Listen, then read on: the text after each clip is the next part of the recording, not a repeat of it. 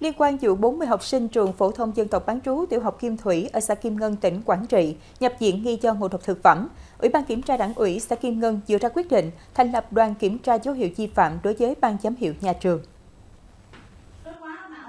Theo quyết định này, đoàn kiểm tra sẽ có 5 thành viên do ông Nguyễn Xuân Dũng, chủ nhiệm Ủy ban kiểm tra Đảng ủy xã làm trưởng đoàn.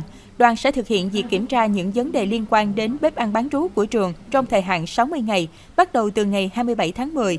Trước đó, ngày 26 tháng 9, 40 học sinh của trường đã phải nhập viện vì ngộ độc thức ăn sau bữa ăn sáng. Mẫu thức ăn do Viện Pasteur Nha Trang xét nghiệm cho thấy có nhiễm khuẩn. Bếp ăn bán trú này do bà Đỗ Thị Hồng Huế, Phó hiệu trưởng nhà trường trực tiếp quản lý. Hiệu trưởng Đỗ Giang Mỹ là người giao trách nhiệm này cho bà Huế.